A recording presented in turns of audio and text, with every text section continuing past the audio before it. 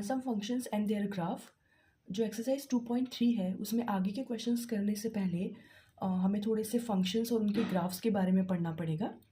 तो कुछ ग्राफ्स आपको एनसीईआरटी बुक में गिवन है, वो किस टाइप से है और उनकी डोमेन और रेंज हमें कैसे निकालना है, इसका थोड़ा सा हमें इंट्रोडक्शन करना पड़ेगा, तभी हमें आगे के क्वेश्चन समझ में आएंगे।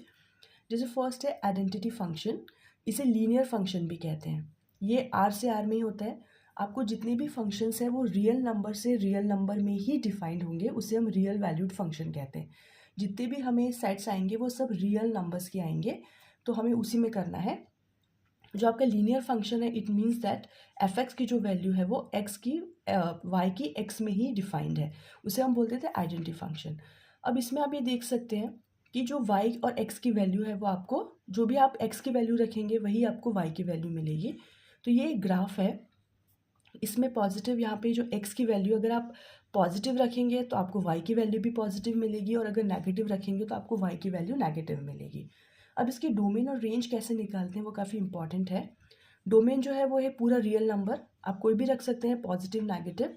इसको हम माइनस इन्फिनिटी से इन्फिनिटी तक इसकी रेंज हो जाएगी, सॉरी डोमेन हो जाएगा। हम कोई भी नंबर यहाँ पे रख सकते हैं।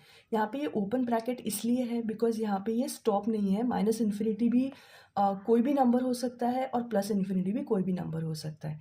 रेंज ये कैसे निकालते हैं, जो डोमेन है ये एक्स की जो आपकी एक्स और वाई एक्सिस की जो शेडोज़ होती है उनको हम लेते हैं। जैसे यहाँ पर ये एक्स है, आप कोई भी पॉजिटिव नंबर लेंगे उसके लिए आपको वाई भी पॉजिटिव ही मिलेगा, और अगर आप एक्स नेगेटिव लेंगे तो आपको वाई भी नेगेटिव मिलेगा।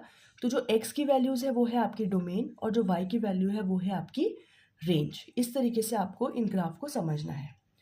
कांस्टेंट फंक्शन होता है कि आप जो y की वैल्यू है वो आपको कोई ना कोई कांस्टेंट नंबर, मतलब न्यूमेरिकल नंबर ही मिलेगा।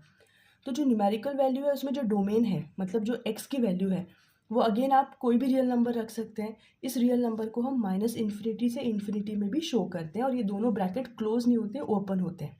तो आप x की कोई भी वैल्यू रखोगे लेकिन आपको y का सिर्फ कांस्टेंट वैल्यू ही मिलेगी।